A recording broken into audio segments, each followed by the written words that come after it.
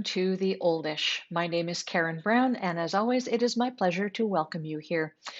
Today, I want to talk about independence and the fundamental importance of it for older adults. It's becoming increasingly a discussion in so many circles. I can tell you that the other week I saw this on my LinkedIn. Long-term care is dangerous. What's Ontario's plan for alternatives? Now, it doesn't matter that I live in Ontario and you may live somewhere else. What matters is that the discussion on that article was all about individuals who had been in long-term care and because of the lockdown had become sicker and more debilitated, not because they got COVID necessarily, although that certainly happened, but because of the lockdown measures that meant that they were isolated, that there wasn't enough staff at many homes to see to their very basic needs around nutrition and bathing. Some people became nonverbal who had not been nonverbal before. There are just a host of things going on. And what it boils down to is that this is a time that a lot of people just simply don't want to be thinking about going into long-term care. They don't want to be thinking about having their loved ones go into long-term care. This is not a dig at long-term care facilities. There are a lot of really, really good ones out there. Unfortunately, the media is focusing on the ones where bad things are happening. And unfortunately, there are a lot of them where less than desirable things are happening. Families have been known to pull their loved ones out of long-term care. They're managing themselves somehow, some way, without really understanding or knowing whether the room will still be there for their loved one when they need it again. Probably not. They'll probably have to go through the process all over again because they left. And there's a waiting list. So, you know, it's a dicey situation. But here's the thing. There is a lot that each of us can do, and frankly, should be doing, in order to forestall the time when we go into long-term care. A lot of people live very successful lives with adapted homes and with some services being provided to them while they live in their own homes, in their own communities. For many people, it's just maybe the last few months or the last year, maybe 2 years of their lives when they're not really able to look after themselves and when family isn't able to provide the kind of care that they need. And then they do have to go to a long-term care home. But for those of you who are looking at some of these headlines and thinking, not me, not this girl going into long-term care, then you need to do some planning because it is in that pre-planning that you get to decide the things that you're willing and able to do. So it's all about your ease of living. If you have got all kinds of financial resources, you can bring all of those services to you in the home where you live, regardless of where it is. That is not the case for most of us. Most of us don't live with that kind of privilege. So for us, we have to think about other kinds of things. We have to think about the environmental limitations that we're living with rather than the limitation of ourselves, of our own bodies. So if you think about it that way, not your limitations, the limitations of the environment you live in, puts a different spin on things. There's a quote from Maya Angelou that I like quite a bit. When you change the way you look at things, the things you look at change.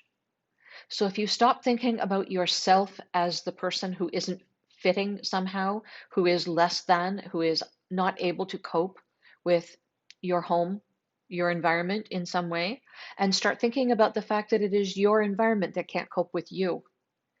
It puts a different spin on it. And it can lead you to make some very forward-thinking decisions about where you live and how you live and what the next year, 5 years, 10 years will look like. Together with us doing that kind of assessment for ourselves and our own life, builders and contractors and renovators need to educate themselves about the kinds of things they can offer to those of us who might want to be making changes to our living environment. So, if you have a contractor or a renovator come in and you want the bathroom renovated, you just want your bathroom renovated, then it's quite possible that the contractor will just think, okay, well, we'll do A, B, C. We'll do, a counter, a toilet, a stand-up shower instead of a tub. They won't necessarily think that maybe the counter needs to have room for a wheelchair to go under. They won't necessarily think that maybe a toilet should be higher. They won't necessarily think that a shower should be curbless. They need the kind of education that will allow them to look at you and, without offending you, sort of assess in their minds and say, okay, well, this person is 60, and ask the questions. How long do you intend to live here? Do you intend to live here for another 10, 15, 20 years or more? If so, here are some options you might like to consider, because it is quite feasible that within a 20-year period, somebody who is now 60 or 65 will need a mobility device of some kind. If having the need of a mobility device means that you can no longer live in your home because it doesn't function correctly, because it's not set up correctly, then guess what?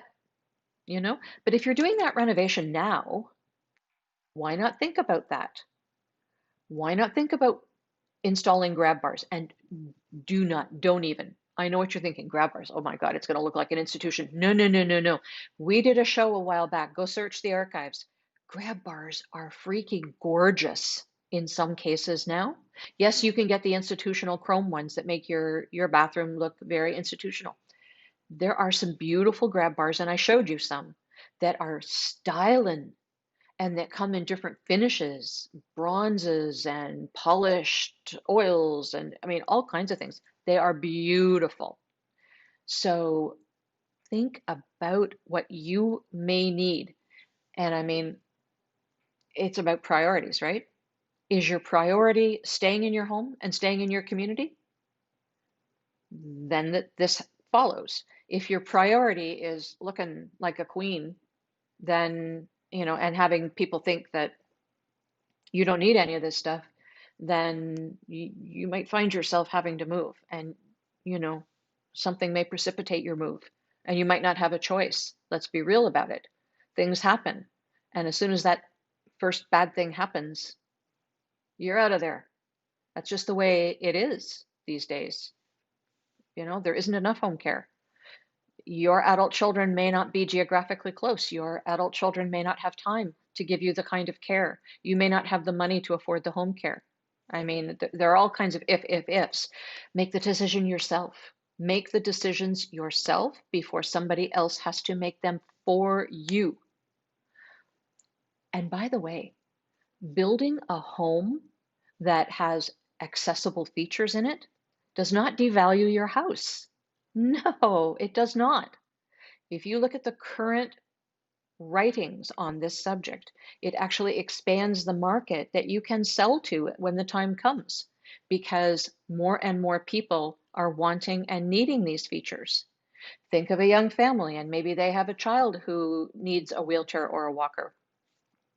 Think of a family with just a toddler and not having stairs in your house. How wonderful would that be?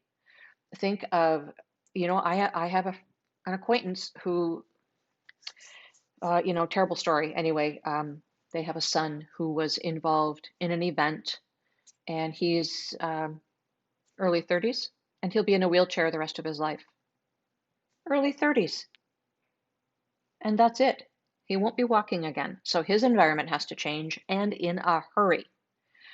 I have another friend who is in a wheelchair in her mid 40s. She was in a car crash through no fault of her own. She was riding a bicycle and she was hit by a driver, and her life changed in a heartbeat.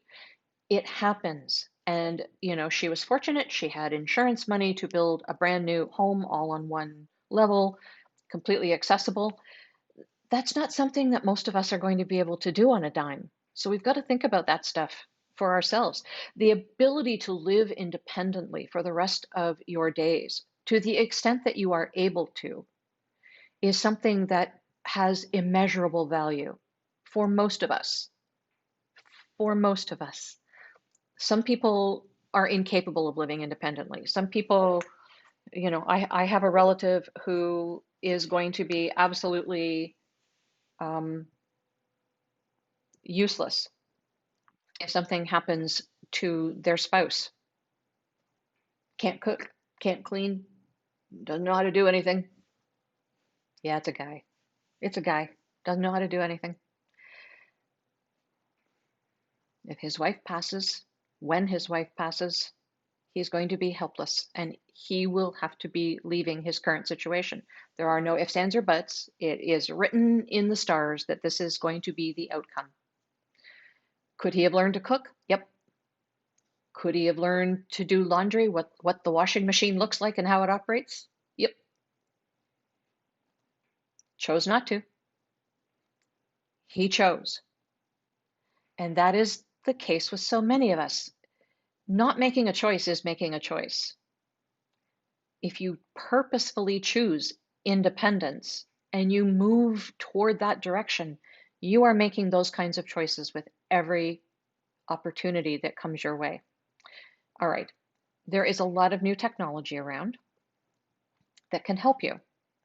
And it is better for you to learn this technology while you are still of sound mind and able to learn and willing to learn. It's more difficult to teach somebody technology as their memory starts to flag a little. So, you can learn it now. I've got, I'll whisper it because I have a Google. And if I say, hey, Google, turn this on or turn that on, they do. So I'm not going to say it out loud because honestly, they hear everything and things will start turning on and off. So I'm not going to say it out loud, but you have those kinds of assistants that can turn lights on and turn lights off. If you don't like it, you can do it from your iPhone or your iPad or and if you've got an Android, they work from there too. I assume I don't have an Android, but I'm sure that they work that way. You can touch, you can clap, you can say, you can do anything that you want and make so many elements of your house work. You can adjust temperatures, you can turn on and off fireplaces, like this one behind me here. Whoops, pointing the wrong way. Behind me here, this electric fireplace turns on and off because I say so. And it's lovely. It's lovely to have all of that. Now, sometimes it's good to get your butt up off the couch and physically walk to the switch. Not going to deny that, but you can give yourself the option. You can have those options available to you. You can learn how to use a slow cooker. You can learn how to put a chair by the door and use a shoehorn. I mean, there are so many things you can learn how to do.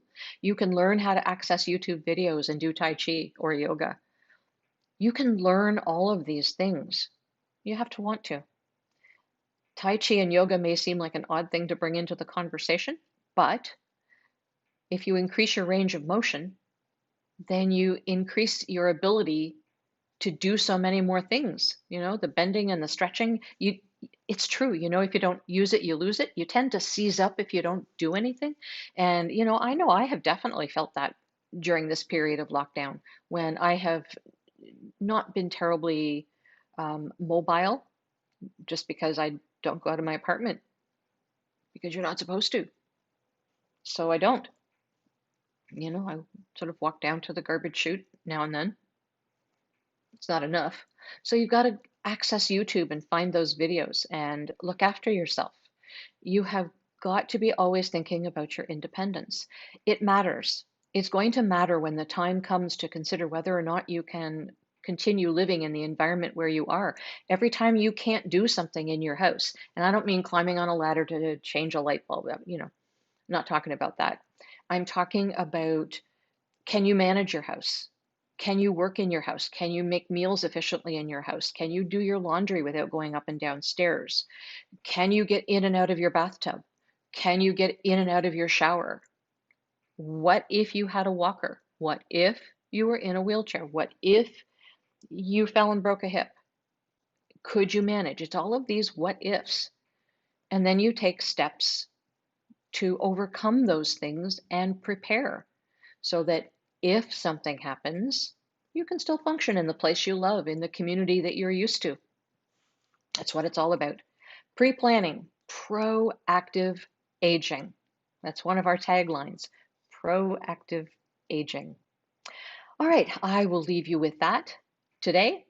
Next week, we're going to talk about occupational therapists and how they can help you with the functionality of your space.